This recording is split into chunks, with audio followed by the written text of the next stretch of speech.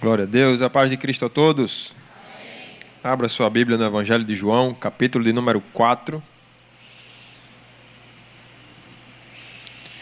Esse texto é muito conhecido, mas eu creio que Deus tem uma palavra para a nossa vida nesse dia de hoje. João, capítulo 4, nós vamos ler do versículo 1 ao versículo 19. Fala a respeito da mulher samaritana e do plano que Deus tinha na vida dessa mulher também. João 4, do 1 até o 19, a palavra de Deus diz assim: Os fariseus ouviram falar que Jesus estava fazendo e batizando mais discípulos do que João, embora não fosse Jesus quem batizasse, mas os seus discípulos. Quando o Senhor ficou sabendo disso, saiu da Judeia e voltou uma vez mais à Galileia. Era-lhe necessário passar por Samaria. Assim, chegou a uma cidade de Samaria chamada Sicar, perto das terras que Jacó dera a seu filho José. Havia ali o poço de Jacó. Jesus, cansado da viagem, sentou-se à beira do poço. Isto se deu por volta do meio-dia. Nisso veio uma mulher samaritana tirar água. Disse-lhe Jesus: Dê-me um pouco da água. Os seus discípulos tinham ido à cidade comprar comida. A mulher samaritana lhe perguntou: Como o Senhor, sendo judeu, pede a mim, uma samaritana, água para beber?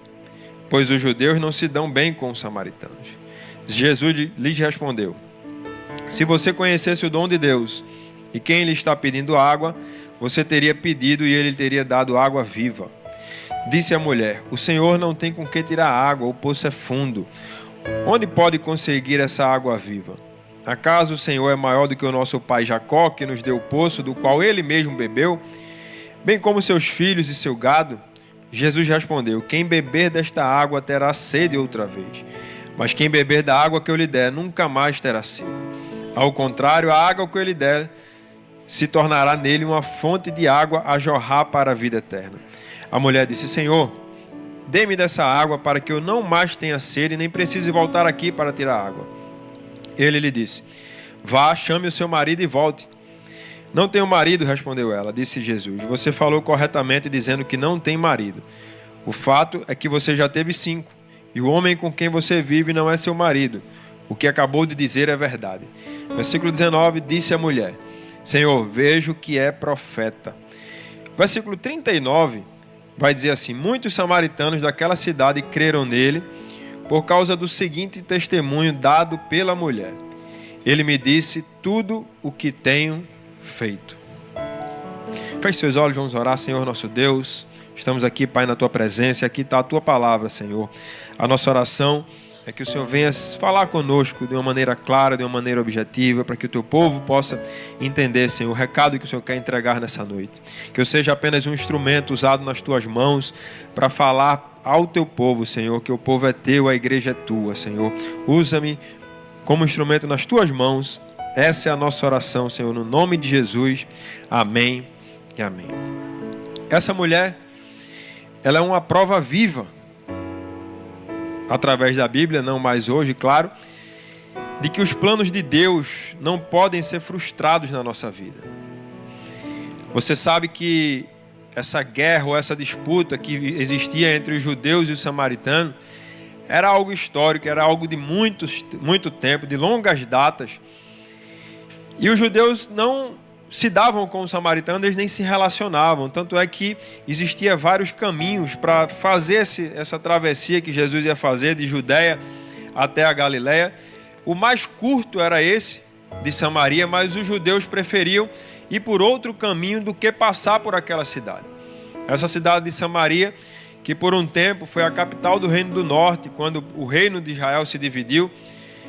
E você sabe que o Reino do Norte, cuja capital era Samaria, ela adorava outros deuses, ela não serviu ao Deus de Israel, ela adorava outros deuses também.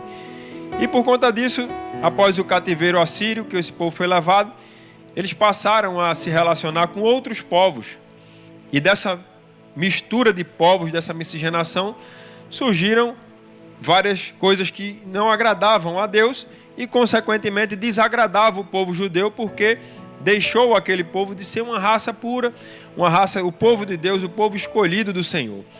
E por conta disso, esse era um dos motivos pelos quais os judeus, eles não se relacionavam de maneira alguma com os samaritanos. E essa mulher, cujo nome a Bíblia sequer vai revelar, ela demonstra, aqui nesse texto que nós lemos, um encontro dela com o Mestre, um encontro dela com Jesus. E quando nós olhamos para a nossa vida, tal qual estamos hoje, é comum que a gente se depare com algumas situações que na nossa cabeça passamos a entender ou passamos a acreditar que os planos de Deus vão se frustrar ou que não vão acontecer as promessas que nós temos, as promessas que nós recebemos. Por vários motivos. E essa mulher, ela vivia alguns desses motivos que poderia fazer pensar. Mas quando Deus nos mostra, através desse exemplo, nós vemos que os planos de Deus em momento nenhum podem ser frustrados. Os planos que Deus colocou no seu coração, os planos, os propósitos que Deus derramou sobre você, de maneira nenhuma pode ser frustrado. E geograficamente, ela vivia num ambiente desfavorável. Ela vivia num ambiente onde era improvável que ela tivesse ali o encontro que ela teve, que mudou a vida dela. O texto vai falar que Jesus precisava sair de um lugar até outro. Ele precisava sair da Judéia e ir até a Galileia. E ele poderia fazer o caminho que todo judeu faria, que era pegar um caminho, uma rota mais distante, mas evitar o caminho de Samaria. Mas o interessante é que o texto vai falar que era necessário que ele passasse por Samaria. E qual a necessidade dele passar por Samaria, a não ser ter um encontro com essa mulher? Porque o único motivo pelo qual nós vemos que era necessário ele passar por lá é o relato desse encontro que ele teve com essa mulher chamada samaritana. E às vezes nós olhamos para a nossa situação e geograficamente podemos estar até num lugar desfavorável, porque você pode olhar e entender que se você tivesse talvez em outro lugar, fosse algo melhor para você, para que Deus pudesse executar o plano, para que Deus pudesse executar os projetos dele ou os sonhos que você tem no seu coração. Mas o lugar que você está não é nenhum tipo de empecilho para que Deus possa ir lá visitar você. É natural que você que está vivendo num local que você enxerga como um lugar desfavorável, é natural que você passe a duvidar até das promessas que você recebeu. É natural que você olhe e diga assim: Senhor, talvez na outra rua, talvez no outro bairro, e bate muitas vezes um saudosismo, talvez lá onde eu morava, era mais fácil do milagre acontecer. Mas deixa eu dizer para você, Deus não está limitado geograficamente. Deus é o mesmo Deus que está aqui, é o Deus que está na sua casa. O mesmo Deus que está aqui é o Deus que está lá no seu trabalho. O mesmo Deus que está aqui é o Deus que muda as rotas para te encontrar lá naquele lugar que você precisa que Ele vá. Porque para Ele é necessário mudar a rota para ter um encontro com você. É necessário mudar a rota para ter um encontro comigo. Porque quando Ele quer executar os planos dEle, nada, nem ninguém pode frustrar. Nada, nem ninguém pode impedir aquilo que Deus tem para fazer na nossa vida. E quando o texto diz que era necessário que ele passasse por ali, nós vemos que ele vai visitar um lugar da impossibilidade, o lugar da improbabilidade, o lugar da escassez, o lugar da dificuldade. Porque quando nós pensamos em algo daquilo que pode acontecer na nossa vida, começamos a imaginar que Deus precisa de um lugar propício para que possa fazer alguma coisa pela nossa vida. Mas o nosso Deus não. Ele não conhece deserto e não conhece manancial. Para Ele é a mesma coisa, porque basta uma palavra dEle e esse lugar que você está é transformado. Quando nós nos deparamos muitas vezes com algo pequeno diante de nós, seja uma empresa, seja o nosso trabalho, seja aquilo que quer que seja, mas geograficamente nós olhamos assim e dizemos: Senhor, aqui é impossível acontecer. Talvez isso fosse os pensamentos que acometesse essa mulher, porque ela estava, e o texto vai falar, a narrativa dela vai contar de que ela levava uma vida normal, mesmo vivendo aquilo que não era a vontade de Deus para a vida dela. E nós vemos na Bíblia Sagrada que Deus não precisa de um ambiente propício para fazer nada na nossa vida. Deus não precisa de uma geografia favorável para fazer nada na nossa vida. Você vê que Davi, ele estava cuidando das ovelhas do pai dele, estava lá por trás das malhadas, como o texto vai falar. Mas o profeta, quando chega na casa de Jessé, ele diz: não vamos assentar à mesa enquanto ele não chegar até aqui. Talvez onde o local que você esteja geograficamente seja um lugar ruim, seja um lugar que não tem visibilidade, e nós vemos lá fora que o costume é: quem não é visto não é lembrado. No reino de Deus isso não funciona. No reino de Deus você não precisa estar aparecendo, porque Deus é quem faz você aparecer. Não se preocupe em estar em evidência. Não se preocupe em se mover de um lugar para o outro sem que Deus venha dar ordem para a sua vida. Essa mulher, ela vivia num lugar desfavorável, sim. Ela vivia num ambiente desfavorável, sim. Porque Samaria era um ambiente que o povo não queria passar por ali, para você ter uma ideia. Mas não foi preciso ela mudar de lugar, porque Jesus foi lá onde ela estava. Não precisa você sair da posição que Deus mandou você ficar. Fique no lugar. Outro exemplo que nós vemos, Mefibosete, filho de Jonatas, neto de Saul. Sofre um acidente quando ainda pequeno, vai morar lá em Lodebar, num lugar distante, uma terra de esquecimento, uma terra de abandono, uma terra onde ninguém olha para lá. De repente Deus toca no coração de Davi, e Davi diz: tem alguém da casa de Saul em quem eu possa fazer um favor? Aí lembra, tem Mefibosete lá em Lodebar, e ele toca no coração de Davi para mandar chamar Mefibosete. Mefibosete sai de Lodebar para sentar na mesa do rei. Você não precisa se incomodar, porque Deus muitas vezes vai incomodar alguém para mandar te chamar, para fazer você sentar no lugar que você tem que estar sentado. Você não vê essas pessoas se moverem, você não vê essas pessoas irem em busca. Não estou falando para você ficar num tempo de inércia, num tempo de você ficar paralisado, não é isso. Mas é que muitas vezes Deus chega para te abençoar, e quando Ele chega no lugar você já não está mais, porque você já saiu, já foi para outro. Aí quando Ele chega no outro lugar para te abençoar, você já pulou para outro lugar. E assim vai, porque a nossa inquietação, a nossa ansiedade, o nosso desejo de fazer dar certo, os nossos planos contra os planos de Deus. Mas Deus não precisa que a gente crie um ambiente favorável. Deus não precisa que a gente esteja num ambiente favorável. E você vê que Ele fez e mudou o caminho que todo mundo passaria só para estar com aquela mulher. Deixa eu dizer uma coisa para você. Se você tem colocado no seu coração inquietação, uma perturbação, fica no teu lugar até Deus mandar você sair. Eu sei que muitas vezes você deve olhar assim: mas está doendo, está difícil. Não dá mais para passar por aqui, não dá mais para aguentar essa situação. As coisas não mudam na minha vida, eu não vejo mudança aos meus olhos. Aí, deixa eu dizer uma coisa para você. Deus não precisa que você faça nenhum favor para Ele. O milagre que você precisa já está nas mãos dEle. E Ele nessa noite, Ele decide mudar a rota, porque é necessário ter um encontro com você aqui nessa noite. E Ele trouxe você aqui só para dizer para você: fica parado, porque eu estou chegando. Eu vou passar por lá também. Eu não estou demorando, porque Deus não precisa se preparar para nada, não. Ele já sabe o que você tem passado, Ele já sabe onde você tem vivido, Ele já sabe tudo o que você tem passado.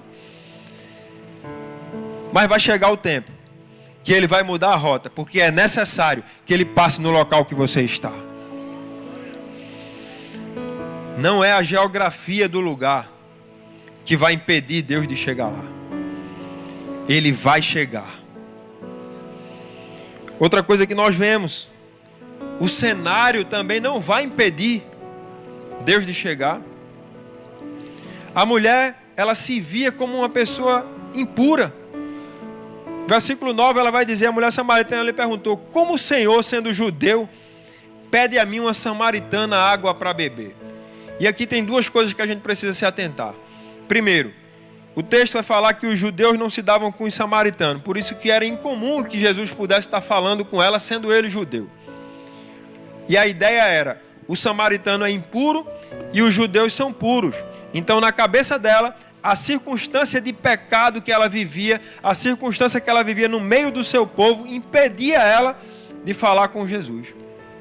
E a outra é que os próprios fariseus, eles não costumavam falar com mulher estranha em público.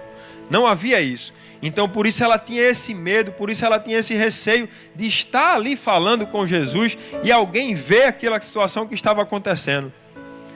Mas a situação que ela estava vivendo não ia ser empecilho para o que Jesus tinha para fazer na vida dela. Não importa por onde você andou, não importa por onde você passou, o Jesus que encontrou a mulher samaritana que estava cheio de pecado, cheio de impureza, ele está aqui, não importa por onde você tenha andado, não importa por onde você tenha passado, ele é puro o suficiente para trazer sobre você purificação e ele é santo o suficiente para trazer sobre você santificação. Você já imaginou o que é um Deus se parar para ter uma conversa, para se relacionar naquele momento com uma mulher? Uma mulher que a Bíblia vai contar como era a história dela. Mas ela conhecendo do seu pecado, ela não se via digna de estar ali falando com ele. E quantas pessoas nós conhecemos que por conta do que fizeram, estão se sentindo indignas de viver os planos de Deus na sua vida. A situação para nós pode parecer empecilho, mas para Deus não. A impureza dela jamais tornou Jesus impuro, mas a pureza de Jesus purificou ela.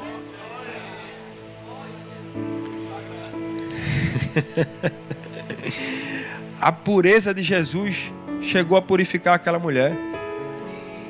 Irmãos, aqueles que têm um coração puro não têm medo de tocar nos leprosos.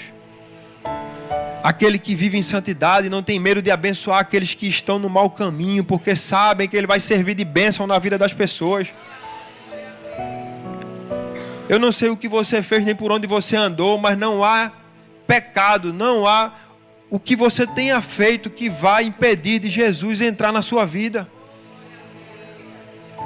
Ele é o Deus Todo-Poderoso e ele decidiu nesse dia mudar a rota dele só para ter um encontro com essa mulher.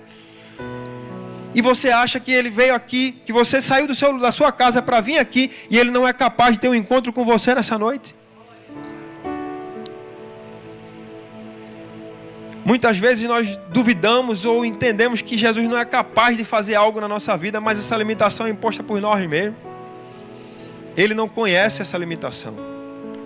Ele não está olhando para aquilo que nós estamos vivendo. Essa mulher, ela olhou para a situação dela no momento, ela disse, como é que eu posso, eu, sendo samaritana, sendo quem eu sou, estar ali conversando com o Deus da vida? Mas ele não olha para nós como nós olhamos. Ele não olha para nós como o mundo nos olha. Ele não olha para você como alguém disse que você é, ele olha para você como quem você é. Ele sabe, foi ele que te formou, o plano que ele colocou no seu coração, foi ele que colocou, não foi ninguém. O projeto é dele, não é seu. O projeto é dele, não é de ninguém. Esse é o Deus Todo-Poderoso, que olha ao nosso redor e diz assim, não importa o que você tenha feito. Ele é o Deus que no capítulo 3 ele fala com o intelectual feito Nicodemos. Mas também é o Deus que no capítulo 4 fala com a mulher samaritana, uma mulher impura. Não importa se você está em cima, se você está embaixo, se você tem curso, se você não tem curso, se você é capacitado, se é rico, se é pobre. Não importa, o Deus da vida, ele fala com você. E os planos dele não podem ser frustrados. Esse é o Deus que nós servimos. E quando nós olhamos, muitas vezes nos questionamos, dizendo, como é que pode? Comigo não, Senhor. Comigo não. Olhamos para a nossa vida e nós desacreditamos de nós mesmos. Mas Ele nunca deixou de acreditar em você. E você chega aqui hoje, pensando em desistir, pensando em parar, pensando que por causa do lugar que você está vivendo, ou por causa da situação que você está vivendo, os planos de Deus encerraram na sua vida. Não. Ele te trouxe aqui hoje para dizer para você que a promessa continua de pé, os planos continuam de pé, aquilo que Ele tem para fazer na sua vida continua de pé. Nós servimos a um Deus que não conhece nenhum tipo de impossibilidade. Ele é o Deus Todo-Poderoso. E Ele diz: meu filho, minha filha, não é o fim da linha. Você está pensando que acabou, mas não. Está pensando que vai viver indo buscar água no poço o tempo todo, vivendo de migalhas que caem das mesas. Não. O que eu tenho para você é muito maior. O projeto que eu tenho para você é muito maior. A água que Ele tinha para dar para essa mulher era uma água que ia saciar ela. Não ia precisar ela ficar naquela dependência.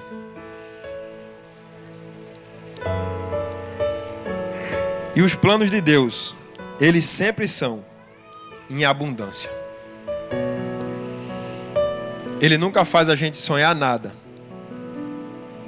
que seja pequeno. É por isso que nós olhamos para a nossa situação e dizemos: Senhor, eu não sou capaz. Veja como é que ela disse: Senhor, eu sou samaritana. Era como se dissesse assim: comigo não. Outra pessoa, comigo não. Mas Deus está dizendo: é com você mesmo. O meu projeto é com você. E você está aqui talvez pensando assim: fulano deveria estar aqui ouvindo essa palavra, porque se ele estivesse ouvindo, ele ia colocar em prática o plano. Não, o plano de Deus é com você que está aqui. E Ele usa exatamente a limitação dela para mostrar a grandeza dele. Ele usa exatamente aquilo que ela tem pouco para mostrar a grandeza dele. O que é que nós aprendemos com isso aqui? Porque Ele vai chegar e vai dizer: a água que você está procurando, a água que você vem buscar diariamente, é uma água que você pega e daqui a pouco se acaba. É algo efêmero. Mas o que eu tenho para você é algo duradouro. O que eu tenho para você é algo que vai durar para a vida inteira. E Ele usa aquela situação de escassez dela para mostrar o que é que ela pode fazer na vida dela. O profeta Eliseu, lá em 2 Reis capítulo 4, vai chegar para aquela mulher viúva que estava devendo a ponto dos credores estarem na porta para levar os seus filhos. E ele chega para ela e diz: o que é que você tem? Ela diz: eu tenho um pouco de azeite. Ela diz: pois vá para casa, pegue as vasilhas que você tem, pegue aquele azeite que você falou e comece a encher. Pegue as vasilhas emprestadas dos seus vizinhos, comece a encher. E o texto vai falar que ela ia enchendo e o azeite não acabava. Ela ia enchendo e o azeite não acabava. O que é que nós entendemos? Deus vai fazer com aquilo que você tem nas mãos. E você olha assim e diz: Senhor, o que eu tenho é pouco, não dá para o projeto. O que eu tenho é pouco, não dá para executar o plano. Mas ele olha e diz: não, é com isso que você tem nas mãos que eu vou fazer. Ele não precisa que você vá correr atrás de nada para te abençoar. Para executar o plano, a provisão vem da mão dele. Para executar o plano, as estratégias vêm da mão dele. Para executar o plano, as pessoas que vão estar vêm das mãos do Senhor. E o que é que a gente precisa fazer? A gente precisa caminhar. A gente precisa marchar. A gente precisa avançar. É isso que ele disse para o povo que estava no Egito. O povo começou a clamar. Moisés começou a clamar, dizendo: o povo está aqui reclamando.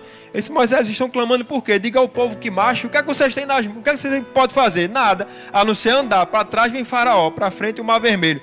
O que é que nos resta? Diga ao povo que marche. O que é que você tem nas mãos? Está na hora de você começar a executar isso. Está na hora de você começar a colocar em prática aquilo que você tem de sua habilidade, aquilo que você tem, aquela capacidade que Deus te deu.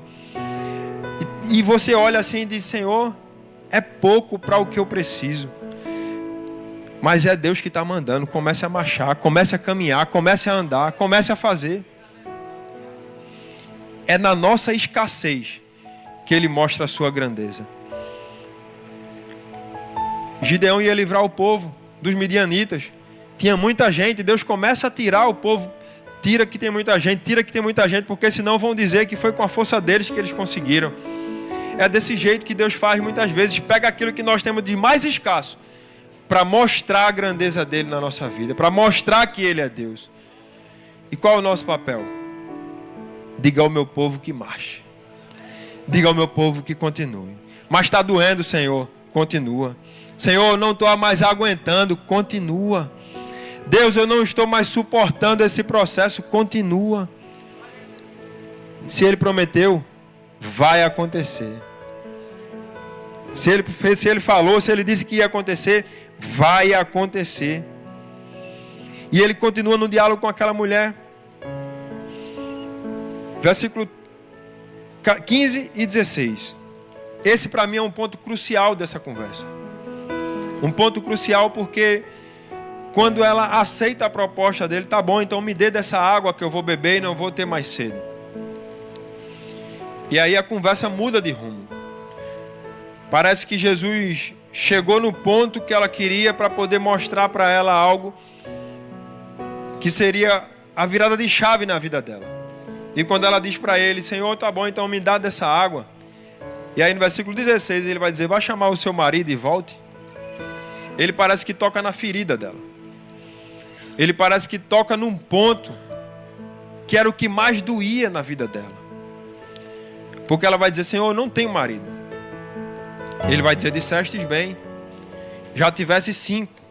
E esse que você tem agora não é o seu. Foi que o Espírito de Deus falou comigo. Os 5 que ela teve foram 5 divórcios, mas eram maridos dela. Esse agora, o texto diz, esse agora não é o seu marido. Ela estava vivendo o sonho de alguém, não estava para deixar de viver o sonho dela. E tem muita gente escolhendo viver o sonho dos outros e deixando de viver os seus próprios sonhos. Vivendo os sonhos dos outros e deixando de viver os sonhos de Deus na sua vida. Porque ela acreditava que talvez viver com o marido de outra pessoa era algo que para ela fosse vantajoso. Mas Jesus estava dizendo para ela naquele dia, o que eu tenho para você é muito maior do que isso que você tem vivido. Jeremias no capítulo 29 vai dizer que o Senhor vai dizer, porque eu sou o que conheço os planos que tenho para vocês, diz o Senhor. Planos de fazê-los prosperar e não de lhes causar dano.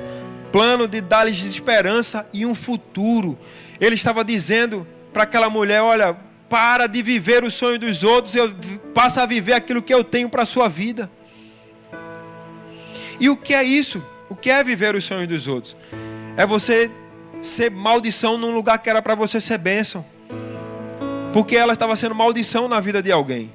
Ela estava sendo maldição na família de alguém. E quando você está deslocado dos sonhos, dos planos de Deus, você ao invés de ser bênção, acaba sendo maldição na vida de alguém. Maldição na sua própria vida, porque acredito que ela vivia amargurada pelo fato de ter tido 5 casamentos e agora está vivendo um relacionamento que não era com o marido dela. Mas Deus te trouxe aqui nessa noite para dizer para você que está vivendo os sonhos dos outros, que tem um plano melhor para a tua vida. Ele tem um projeto melhor para a tua vida. E você já imaginou o que é o Deus Todo-Poderoso colocar dentro de você um projeto, sendo você pecador, sendo eu pecador? Deus mudar a rota dele para conversar comigo, conversar com você, mesmo nós não merecendo.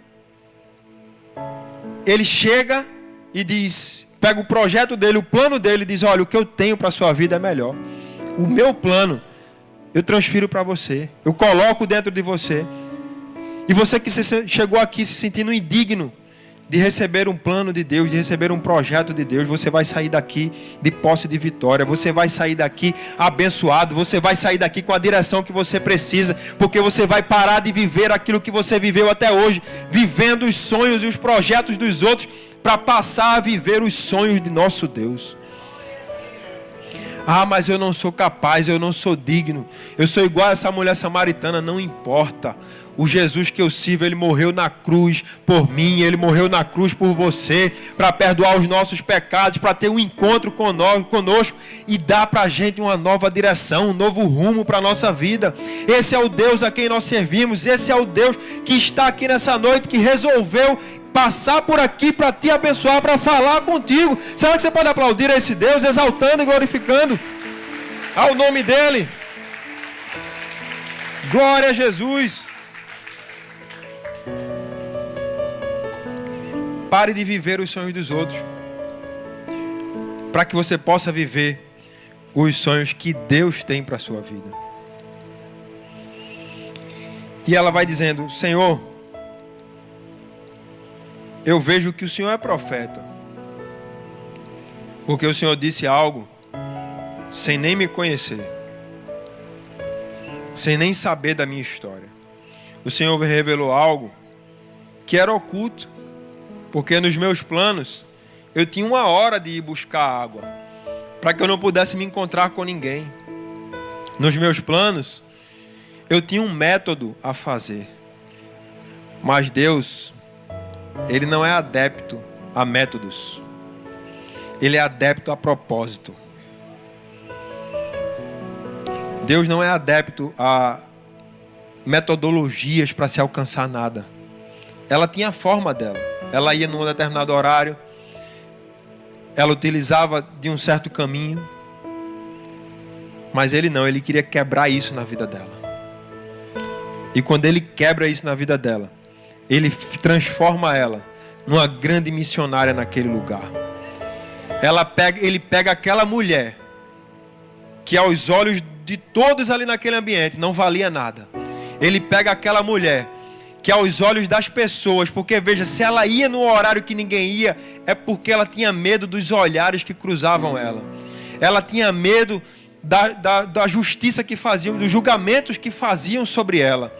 E Ele pega essa mulher e depois que coloca o propósito dele dentro dela, Ele torna ela uma missionária naquele ambiente. E através da vida dela, através do testemunho dela, muitos passaram a crer em Jesus. Aquilo que Jesus tem para fazer na sua vida, aquilo que Deus tem para fazer na sua vida, não vai ficar somente em você. É algo que vai jorrar como uma fonte, como o texto vai falar. E a fonte, ela não jorra hoje e amanhã ela para, não. A fonte é algo que não para, é algo que é incessante, é algo que vai jorrando até transbordar. E aquilo que o Senhor tem para fazer na tua vida, não importa, irmãos. Não importa o que você fez. Não importa por onde você andou. Não importa que caminhos você trilhou. O importante é que você hoje teve força e está aqui. O importante é que hoje o Espírito Santo te conduziu para estar aqui. Você nem queria estar, mas o Espírito Santo te conduziu. O versículo 39 vai dizer que muitos daquela cidade creram nele por causa do seguinte testemunho dado pelaquela mulher. Ele me disse tudo o que eu tenho feito. Muitos vão olhar para você, para a sua vida, e através do testemunho de milagre daquilo que Deus fez, apenas o seu testemunho vai transformar a vida de muita gente. E você está aqui pensando: Senhor, é preciso fulano estar aqui. Não. A Bíblia não fala se ela tinha família. Só fala que ela vivia com um homem que não era o marido dela. A Bíblia não fala mais ninguém que estava próximo dela. Mas o fato é que o que Deus fez na vida dela foi tão grande. O milagre que Deus operou foi tão grande que serviu de testemunho, não só para aqueles que estavam perto, mas para uma cidade.